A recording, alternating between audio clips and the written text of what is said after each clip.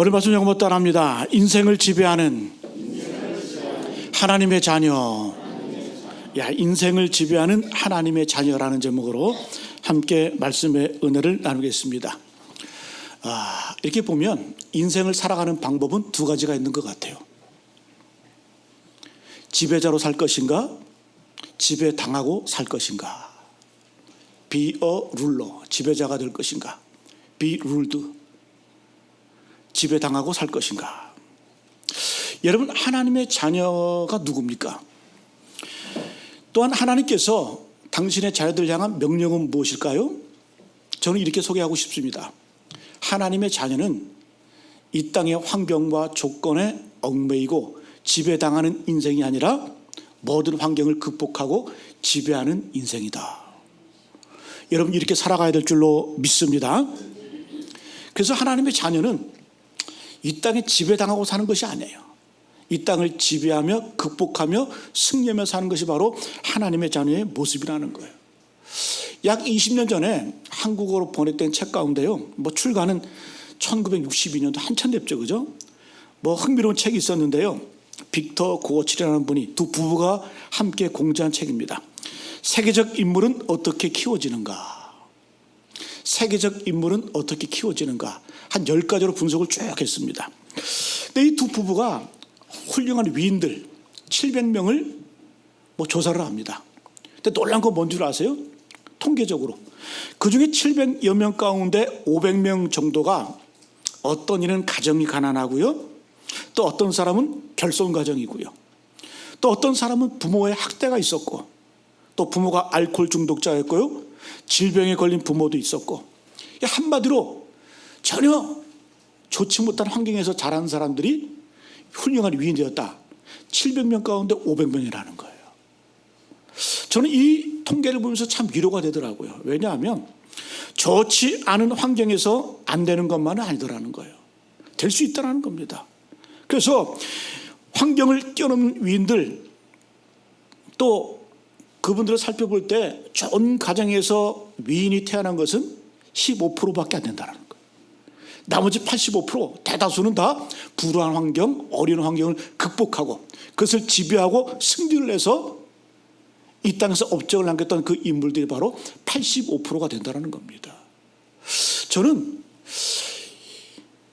이 땅의 역사는 하나님의 역사이기 때문에 이 하나님의 이 말씀, 또 하나님의 자녀다운 삶을 살 때 이런 역사가 나타나게 된다는 겁니다. 근데 우리는 대부분 어떤 인식을 갖고 삽니까? 모든 것들은 환경이 결정한다, 조건이 결정한다. 그래서 그런 말 많이 하죠. 금수저, 운수저, 집안 배경이 줘야 된다.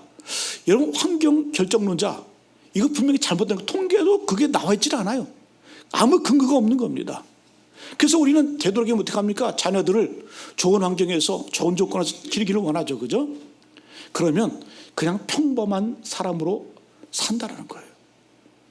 근데 여러분, 하나님의 자녀로서 삶이 불우하고 환경 조건이 열악하다 할지라도 내가 하나님의 자녀로서 이 땅을 지배하며 산다라고 하는 그런 의식, 그런 신념, 그런 꿈과 비전을 갖고 살면 이 땅을 지배하는 인생을 살게 된다는 겁니다. 그래서 여러분, 이 땅을 살아갈 때 모든 것들이 결정됐다? 우리나라도 이렇게 보면 지정학적으로 불리하다? 아니, 우리나라가 불리하잖아요. 4대 강국으로 다 둘러서 있잖아요. 그럼에도 불구하고 우리나라의 문화가 지금 세계를 선도하잖아요. 유럽, 남미, 전 데리고 한번 다 가보세요. K-팝, 그냥 애들이 그냥 다, 그 나라 애들들이 다 그냥 한국 K-팝 노래 부르고, 저는 제가 살아있는 동안 이런 날이 올 줄은 꿈에도 생각을 못했어요. 여러분, 우리나라가 지정학적으로 유리합니까? 전혀 불리하죠. 전혀 불리하죠. 그럼에도 불구하고 하나님이 역사하시고 하나님 축복하시니까 된다는 겁니다. 다윗과 요셉과 아브라함 다 마찬가지입니다. 우리에게 원하시는 하나님 뜻이 무엇일까요? 지배당하는 인생을 살지 말고 지배하는 사람이 되라. 그 근거가 어디 있을까요? 창세기 1장 28절 말씀, 하나님께서 우리에게 인류를 창조하신 다음에 하나님이 그들에게 복을 주시며 그들에게 이르시되 생육하고 번성하여 땅에 충만하라, 땅을 정복하라, 땅을 다스리라. 다스리자는 그 명령, 지배자가 되라는 거예요. 지배자. 이거는 여러분 함부로 피조물들 학대하라는 그런 얘기가 아니라, 지배자가 되는 것은 그만큼 사명감을 가지고 보호하고 관리하고 또 통치할 수 있는 그런 삶을 살라는 것을 우리에게 말씀해 주고 있습니다. 그래서 이 땅을 살아갈 때 여러분 질병에 굴복하지 마세요. 여러분들의 환경과 조건에 지배당하지 마세요. 이건 명령 불복종입니다. 하나님께서는 우리 인생의 모든 것들을 다 지배하고 다스리고 통치하고 극복하고 넘어설 것을 우리에게 명령하셨습니다. 이건 하나님의 준엄한 명령이에요. 여러분 이런 관점에서 우리 자신을 한번 점검해 보십시오. 내가 최근에, 여러분 스스로 한번 생각해 보세요. 내가 최근에 나는 무엇 때문에 웃었던가, 또 나는 무엇 때문에 울었던가 한번 점검해 보세요. 근데 우리가 하나님의 자녀, 하나님의 백성이라고 하면서 대부분 어떻게 해요? 환경 때문에 울고 조건 때문에 웃을 때가 참 많잖아요. 한마디로 말하면 잘못 살아가는 거죠. 저는 이 말씀 준비하면서 제가 목사인데 어떤 환경과 조건에 자꾸 원망하고 불평한다? 또 때로는 실망한다? 이거 하나님의 자녀의 다운 삶이 아니에요. 저는 그래서 오늘 이 말씀 준비하면서 함께 의뢰받고 함께 극복하고 함께 이 땅을 지배하는 그런 삶을 살기를 원합니다. 할렐루야. 여러분 하나님의 뜻이 아니에요. 그것은 여러분 믿는 자는 어떤 겁니까?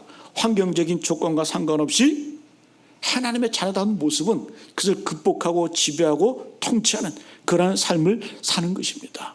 그래서 여러분 더 이상 이제 앞으로 인생의 여정 가운데 이런 환경이 불리하다 할지라도, 물질이 없다 할지라도, 건강이 안 좋다 할지라도 그때 넘어지고 쓰러지는 인생이 아니라 그걸 딛고려서 지배하는 그런 인생을 사시기를 축복합니다. 그러면 이렇게 환경을 지배하며 삶을 정복하는 그 비결이 무엇일까? 오늘 야고보 사도는요 우리에게 중요한 단서 3가지를 우리에게 보여주고 있습니다. 우리가 이 땅을 지배당하는 인생이 아니라 지배하는 인생을 사는 그 비결이 뭘까? 첫 번째 한번 따라합니다. 고난의 때에 기도하라. 고난의 때에 기도하면 승리합니다. 13절 우리 상반절 한번 읽어볼까요? 13절 말씀 중간까지만 시작. 너희 중에 고난당하는 자가 있느냐? 그는 기도할 것이요. 여기까지요. 너희 중에 고난당하는 자가 있느냐? 그는 기도할 것이요. 인생을 살다 보면 반드시 고난이 있습니다. 반드시 고난은 당합니다. 누구나 다 당해요. 그러면 이때 오늘 말씀 뭐라고 말씀하냐? 고난에 짓눌리지 말라라는 거예요. 우리가 고난당하면 우울해지고 짓눌리고 슬퍼하잖아요. 짓눌려지기 쉽습니다. 그러면 어떻게? 그럴 때 반사적으로 본능적으로 기도하라는 거예요. 왜 기도해야 될까? 우리가 고난을 당할 때 기도하지 않으면요 고난이 나를 지배합니다. 다시 한번요. 우리가 고난 당할 때 기도하지 않으면요 그 고난과 환경에 우리는 어떻게 돼요? 지배당해요. 굴복하게 돼요. 짓눌려지게 돼요. 그 환경이 지배하며 산다는 거예요. 그러면 어떤 현상이 나타날까요? 맨날 내 마음 가운데, 내 입술 가운데 원망과 불평이 터져나와요. 이래서 안 되는 거예요. 다시 한번요. 고난당한 자가 있느냐? 그는 기도할 것이요. 왜 기도할까요? 고난에 짓눌려지지 않기 위해서는 기도하셔야 돼요. 왜? 기도하지 않으면요 어느 순간 내 마음 가운데, 내 심령 가운데 원망과 불평이 사로잡아요. 절망하게 만들어요. 쓰러지게 만들어요. 넘어지게 만들어요. 여러분 인생의 환경에 지배당하지 말고 그 환경을 지배하라. 그 메시지가 주로 어디 나오냐? 민수기에 나옵니다. 민수기는 광야라는 광야 생활을 기록한 것이 바로 이 민수기인데요. 민수기는 36장으로 되어 있습니다. 근데 놀라운 건 뭐냐 하면 민수기가 36장으로 되어 있는데요. 민수기에 보게 되면 원망, 불평이라는 단어가 36번 나와요. 일부러 그렇게 기록했는지 모르겠어요. 근데 신기하게도 민수기에 보게 되면 원망, 불평했다라는 그 단어가 36번 나오는데 민수기가 36장까지 있습니다. 그러니까 한 장에 한 번 꼴로 원망했다, 불평했다라는 거예요. 인간의 본성이 그렇다는 거예요. 매일 원망하고 매일 불평했다. 여러분 그때 하나님이 원하시는 뜻이 무엇이었을까요? 저는 그런 고난과 어려움이 있을 때 하나님의 뜻은 기도하기를 원하셨던 것 같아요. 근데 여러분 민수기에 보게 되면 원망 불평만 했지 기도했다는 얘기가 있어요, 없어요? 민수기 잘 보세요. 기도했다는 얘기는 없습니다. 누구만 기도했어요? 모세만 기도했습니다. 모세만 기도했어요. 모세만 기도했어요. 여러분, 기도하면 환경을 지배하는 자가 되는데 기도가 없으면 원망 불평이 나를 지배한다는 거예요. 이게 무서운 거예요. 이 민수기 사건을 평가한 바울 서신이 있습니다. 고린도서 10장에 보게 되면 이 사도 바울이 민수기 그 시대의 사건을 이제 재조명하면서 평가를 하게 되는데 이렇게 기록합니다. 고린도서 10장 10절 말씀, 그들 가운데 어떤 사람들은 원망하다가 멸망시키는 자에게 멸망하였나니 너희는 그들과 같이 원망하지 말라. 사도 바울은 그 민수기 시대를 이렇게 평가합니다. 그들 가운데 어떤 사람들은 원망하다가 멸망시키는 자에게 멸망하였나니 너희는 그들과 같이 원망하지 말라. 원망은 뭘로 이어진다? 멸망한다라는 거예요. 아무리 하나님의 백성, 하나님의 자녀가 할지라도 맨날 나오는 게 원망 불평이에요. 그럼 어떻게 된다? 민수기 시대처럼 망한다라는 거, 망한다라는 거예요. 얼마나 무서운 얘기입니까? 여러분, 우리가 일부러라도 내 입술 가운데 그거 조심하셔야 돼요. 원망하고 불평하고 탓하고 저주하고. 에? 왜? 사도 바울이 평가하고 있잖아요. 그들은 원망하다 망했다. 하나님도 말씀하잖아요. 너희 입술의 고백, 너희가 말한 그대로 내게 귀에 들린 대로 내가 그대로 행할 것이다. 참 무서운 얘기입니다. 여러분, 사도 바울은 원망의 뿌리가 누구냐고 말하냐? 바로 사단 마귀라고 말합니다. 사단 마귀는 끊임없이 멸망하는 자인데요, 사단 마귀는 끊임없이 우리를 원망 불평하게 만들어서 하나님의 자녀로 살지 못하게 만듭니다. 이게 바로 여러분 영적인 문제라는 겁니다. 그래서 하나님이 멸망시키는 것이 아니라 바로 마귀에게 속아서 원망하다 망하다라는 겁니다. 여러분, 고난당할 때 명심하세요. 고난당할 때 무조건 반사적으로 기도하시기를 축복합니다. 기도는 분노를 잠재웁니다. 그런 능력이 있어요. 여러분 잘 보세요. 기도하면서 저는 분노하는 사람 못 봤어요. 기도하면서 승질 내는 사람 못 봤어요. 기도하는 분들 대부분 이렇게 보잖아요. 그러면 회개가 있고 눈물이 있고 간절함이 있어요. 기도할 때는 화를 내지 않습니다. 근데 저는 그런 분은 봤어요. 기도할 때 웃는 분도 봤어요. 좀 무섭더라고요. 제정신이 아닌 것 같아. 근데 대부분 여러분 기도하다가 화내지 않아요. 분노하지는 않아요. 근데 여러분가 기도하잖아요. 그럼 내가 분노했던 그 마음, 원망했던 그 마음, 불평했던 그 마음이요, 잠잠해져요.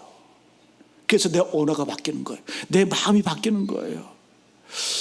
여러분, 고난 많이 당한 사람들 가운데 저는 역사적으로 그 링컨처럼 참 불우하고 고난 많이 당했던 사람은 없었던 것 같아요.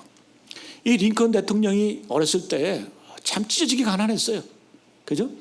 그리고 어렸을 때 어머니가 두 분이 다 돌아가셨어요. 왜 어머니가 두 분이냐?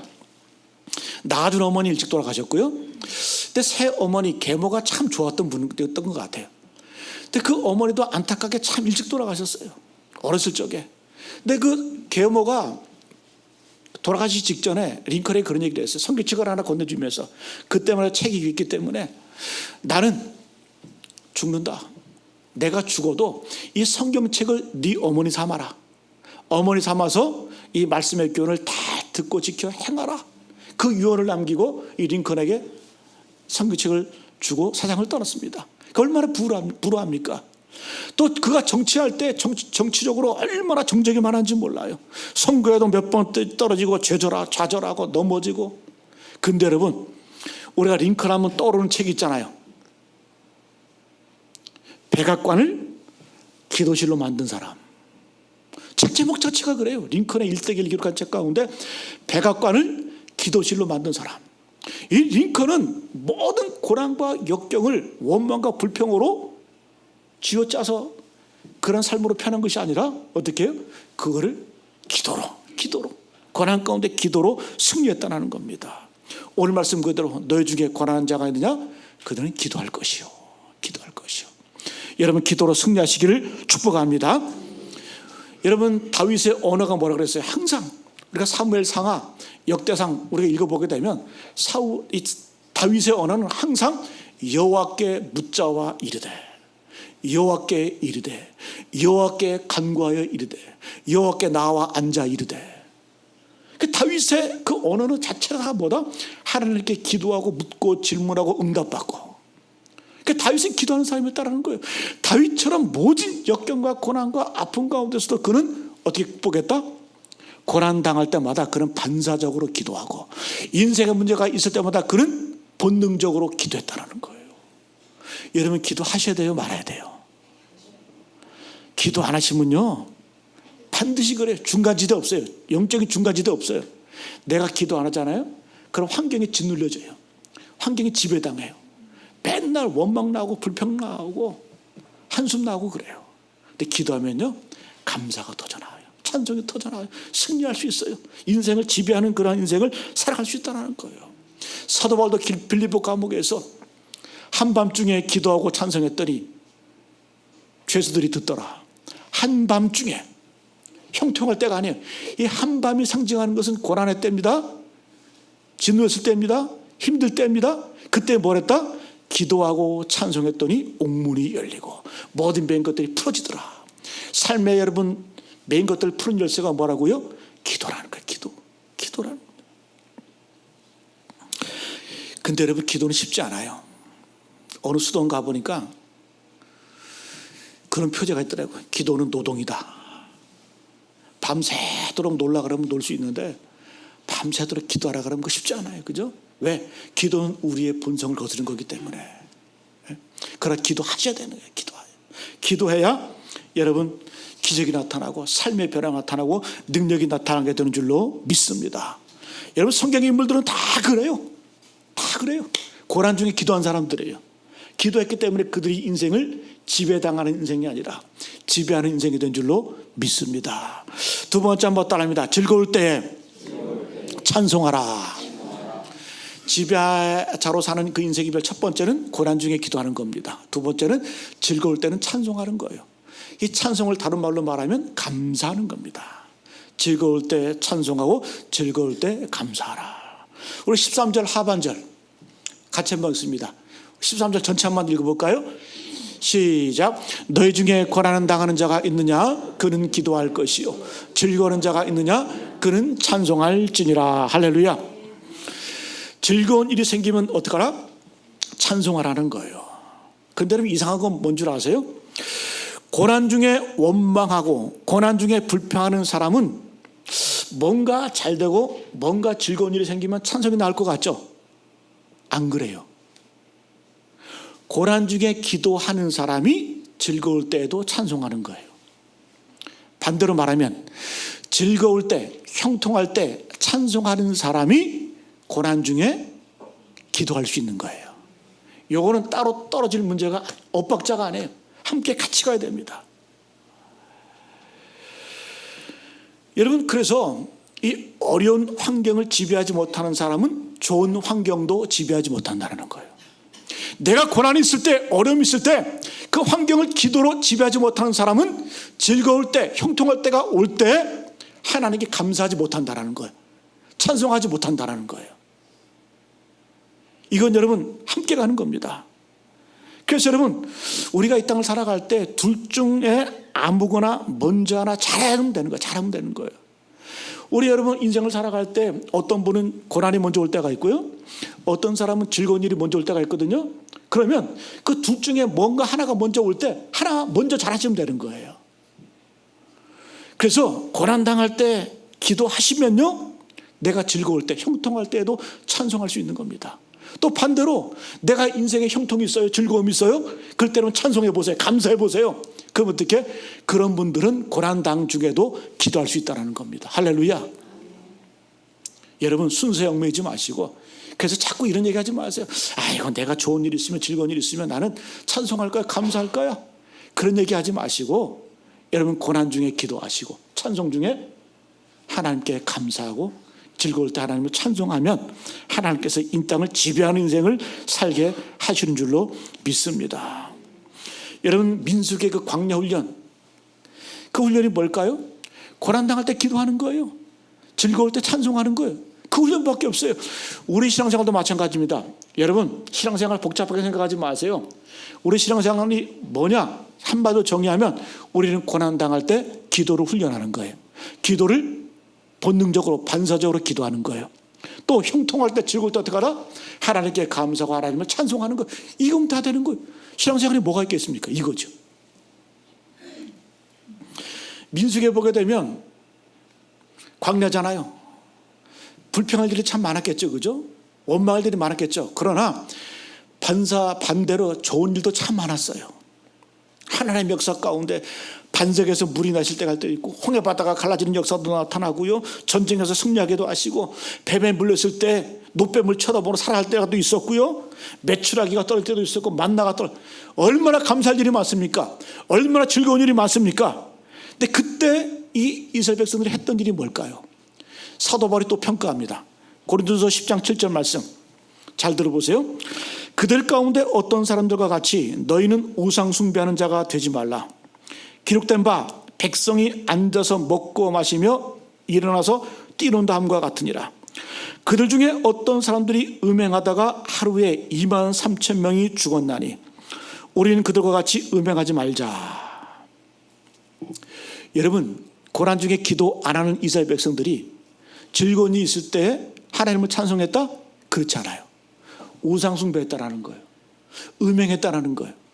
이 음행했다는 얘기는 성적인 타락도 의미하지만 더 중요한 의미는 뭐냐? 이 음행의 의미는 뭐냐? 하나님 없는 만족이라는 거예요.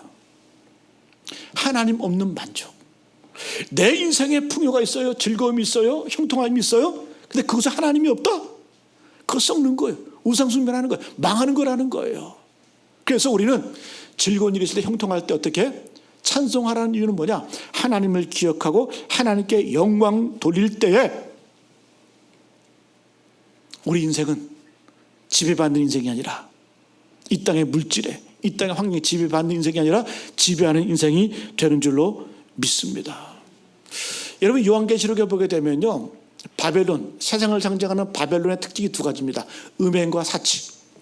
음행은 뭐라 그랬어요? 하나님 없는 만족을 음행이라고 말합니다. 사치는 뭐예요? 더. 하나님 없는 만족이 있으니까 더 찾는 거예요. 가지면 가질수록 공허한 거예요. 왜? 그 속에 하나님이 없기 때문에 공허한 겁니다. 그럼 여러분, 우리가 무엇을 배워야 되냐? 여러분, 고난 중에 기도하시고 즐거울 때 아예 이 말씀은 그냥 뇌리 속에 박으세요. 아예 우리 인생의 여정 가운데 이 말씀, 고난당하는 자가 있느냐? 기도하라. 즐거울 하는 자가 있느냐? 그걸 어떻게 하라? 찬송하라. 고난당하면 기도하고 즐거우면 찬송하고. 그러면 우리가 이 어떻게 찬송이 나올까? 어떻게 하면 찬송이 나올 수 있을까? 이것만 기억하시면 됩니다. 모든 것이 하나님께로부터 왔다라고 하는 이런 믿음이 있을 때에 우리 입술 가운데 찬송이 나오는 줄로 믿습니다. 근데 이런 생각, 이런 믿음이 없으면요, 찬송이 절대 나오질 않아요. 어떤 분이 찬송하냐? 모든 것이 하나님으로서 나오고 하나님께 돌아갑니다. 이 믿음 갖는 분들이 찬송이 나오는 거예요. 다윗 볼까요? 그가 성전 지을 준비 다 하잖아요. 그리고 하나님께 예배드리, 제사 드리잖아요. 근데 하나님께서 내게 복 주겠다고 말씀하시니까 다윗이 뭐라고 말씀해요? 나와 내 집이 무엇이기에 이처럼 즐거운 마음, 여기까지 이르게 하셨나이까? 나와 내 집이 무엇이기에 여기까지 이르게 하셨나이까? 그리고 모든 백성이 무슨 들을 힘이 있었겠습니까? 그래서 하는 고백이 뭔 줄 아세요? 모든 것이 주께로 말미암아 싸우니. 모든 것이 누구로부터? 주께로부터 말미암았으니 우리가 주의 손에서 받은 것으로 주께 드렸을 뿐이니이다. 할렐루야. 이게 다윗이, 그러니까 그의 입술 가운데 찬송이 끊어지질 않는 거예요. 욥도 보세요. 그가 무엇인 고난 당합니다. 자식들 다 죽고 재산 다 날아가고 자기 몸은 온몸이 헌데 가려워가지고 그 기와장 가지고 몸을 긁습니다. 유일한 친구는 지나가는 개밖에 없어요. 개가 와서 그 헌데를 핥아요. 그 핥아줘야 시원한 거예요. 그때 여러분, 욥이 고백한 거 뭡니까? 이르되 내가 모태에서 알몸이 나와 싸운지 또한 알몸이 그리로 돌아갈지라. 공수래 공수고 빈손으로 왔다가 빈손으로 가는 몸입니다. 그래서 하는 고백이 뭐냐? 주신 이도 여호와시요 거두신 이도 여호와시오니 여호와의 이름이 찬송을 받으실지니이다. 할렐루야. 모든 근원이 다 하나님이라는 거예요. 하나님. 그게 찬송이 나오는 거예요. 찬송이 나오는 거예요. 여러분, 다윗처럼 욥처럼 우리 믿음의 선배들처럼 즐거울 때 형통할 때 썩지 마시고 하나님께 찬송하시기를 축복합니다. 감사하시기를 축복합니다. 저는 우리 교회가 감사한 건 뭐냐 하면 우리 성도들 많은 분들이 참 감사를 참 잘하세요. 그죠? 근데 여러분, 우리가 감사의 습관이 돼야 돼요. 감사 습관이 돼야 돼. 찬송의 습관이 돼야 돼. 이럴 때 어떻게 한다? 환경을 지배하는 그러한 믿음을 살게 되는 줄로 믿습니다. 마지막 한번 따라합니다. 환경을 지배하는 믿음은 어떤 믿음일까? 한번 따라합니다. 공동체 안에 머물러 있어야 된다. 이건 틀림없어요. 공동체 안에 머물러 있을 때에 환경을 지배하는 믿음을 우리가 가질 수 있다는 거예요. 14절 말씀 같이 한번 읽습니다. 시작. 너희 중에 병든 자가 있느냐? 그는 교회 장로들을 청할 것이요 그들은 주의 이름으로 기름을 바르며 그를 위하여 기도할지니라. 딴 데 가서 기도하지 말고, 딴 데 가서 찾지 말고 어떻게? 교회 장로들을 청할 것이요 그들은 주의 이름으로 기름을 바르며 그를 위하여 기도할지니라. 공동체 안에서 예배하고 공동체 안에서 기도할 때 거기서 파워, 능력이 나타난다는 겁니다. 그런 분 계시더라고요. 우리가 추석 명절, 설 명절 이렇게 보내면서 예전에 그런 분 계시더라고요. 자기는 추석 명절 때 가족들이 모여서 함께 예배 드리는 게 소원이래. 근데 자기 집에서 예수 믿는 사람이 자기밖에 없어. 너무 힘들대. 자기 자식을 꼬셔가지고 애를 꼬셔가지고 한번 예배 드리려고 했더니 말도 안 듣더래. 그래서 이 예배라는 게 참 이렇게 홀로 드리려면 참 힘들어요. 언제 예배 드리기가 쉬울까요? 이렇게 함께 예배 드릴 때가 참 쉬운 겁니다. 저는 그런 분들 종종 봅니다. 어떤 분들은 교회 나올 수 없어가지고 영상으로 예배 드리는 분들 계시거든요. 근데 그런 분들은 피치 못해서 영상으로 예배 드리지만은 그 예배를 참 사모해요. 왜? 영상으로 예배 드리는 게 그게 뭐 만족스러운 예배가 아니잖아요. 그죠? 나와서 내가 주님을 찬송하고 함께 기도하고 함께 예배하고 합치면서 기도하고 그런 모습이 예배인데, 그래서 예배는 언제 가장 쉽다? 함께 예배 드릴 때 쉬운 겁니다. 기도도 마찬가지죠. 혼자 기도하려면 힘들어요. 그러니까 함께 기도하면 쉬워요. 합심 기도라는 게 있잖아요. 베드로가 여러분 옥에 갇혔을 때 사도행전을 보게 되면 온 성도가 합심해서 기도하니까 옥문이 열려버리잖아요. 옥문이 열려버리잖아요. 예수님의 약속도 그거잖아요. 두세 사람이 내 이름으로 모인 곳에는 나도 그들 중에 있느니라. 합심 기도, 합심 예배. 전도서 4장 9절에 보면 이런 말씀이 있습니다. 두 사람이 한 사람보다 나음은 그들이 수고함으로 좋은 상을 얻을 것입니다. 혼자 하는 것보다 함께 공동체에서 사역하는 게 더 상이 크다라는 거예요. 또 한 가지 쭉 이렇게 말씀하면 그들이 넘어지면 하나가 그 동물을 붙들어 일으키려니와 홀로 있어 넘어지고 붙들어 일으킬 자가 없는 자에게는 화가 있으리라. 여러분 함께 있어야 누가 붙들어 이렇게 세워주지. 그죠? 그 다음에 또 두 사람이 함께 누우면 따뜻하거니와 한 사람이면 어찌 따뜻하랴. 한 사람이면 패하겠거니와 두 사람이면 맞설 수 있나니 세 겹줄은 쉽게 끊어지지 아니하니라. 옛날에는 3겹줄, 세 겹줄은 쉽게 끊어지지 않는다라는 거예요. 왜 3겹줄일까? 결혼 몸을 우리가 둘이 하잖아요. 그죠? 근데 왜 3겹줄일까? 예수님이 있다라는, 하나님이 있다라는 거예요. 신랑 신부 예수님. 3겹줄. 끊어지지 않는다. 끊어지지 않는 거예요. 여러분 아담과 하와가 언제 유혹을 받았어요? 홀로 있을 때. 뱀의 유혹을 받잖아요. 사단의 유혹을 받아 넘어지잖아요. 이게 위험한 겁니다. 여러분 선교도 마찬가지. 선교도 혼자 할 때보다요 함께 할 때 시너지 효과가 나타나고 거기서 파워가 나오는 거예요. 여러분 주보 보시면 우리 교회가 뭐 단독적으로 섬기는 교회도 있지만요, 선교회를 통해서 여러 교회가 또 많은 교회가 합쳐서 함께 선교하거든요. 왜? 그럴 때 훨씬 더 효율적이에요. 더 힘이 나타나요. 전략도 세울 수 있고요. 그리고 어떤 기획도 할 수 있고요. 그래서 함께 합심해서 선교하는 것, 기도하는 것, 예배하는 것이 거기에 힘이 된다는 겁니다. 여러분 오늘 마지막 10절에 보니까 서로라는 단어가 나와요. 서로. 성경에는요 서로라는 단어가 몇 번 나올까? 한 50번 나와요. 제가 한번 검색해 봤어요. 서로라는 단어를 딱 쳐봤더니 신약성경에 한 50번 나오더라고요. 50번. 오늘 여러분 16절에 보니까 마지막으로 서로라는 단어가 나와요. 자, 16절 같이 읽겠습니다. 마지막으로 16절 말씀 시작. 그러므로 너희 죄를 서로 고백하며 병이 낫기를 위하여 서로 기도하라. 의인의 간구는 역사하는 힘이 큽니다. 어떻게 서로 고백하며 서로 기도하라. 이런 기도가 힘이 있다는 거예요. 그래서 여러분 공동체 안에서 드리는 예배, 공동체 안에서 드리는 기도, 공동체 안에서 이루어지는 그 선교, 모든 하나님의 뜻이 더욱더 강력하고 힘있게 이럴 때 여러분 이 땅을 정복하고 지배하는 그런 삶을 살아가게 되는 줄로 믿습니다. 여러분 말씀 마치겠습니다. 하나님의 명령입니다. 하나님의 자녀는 환경에 지배당하면 안 됩니다. 그렇게 살지 마세요. 환경을 지배하는 인생을 살라라는 거예요. 그럼 그 비결이 뭘까요? 첫 번째는 고난 당할 때 반사적으로 본능적으로 기도하세요. 기도 안 해보세요? 영적으로 침체됩니다. 무너집니다. 원망합니다. 불평합니다. 그 다음에 어떻게 해요? 즐거울 때 찬송하라. 감사하라. 이 두 가지의 순서가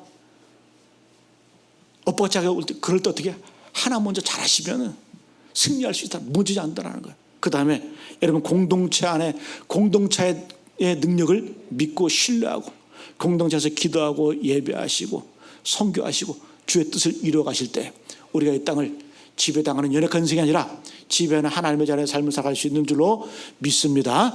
이런 삶을 살아가시기를 축복합니다.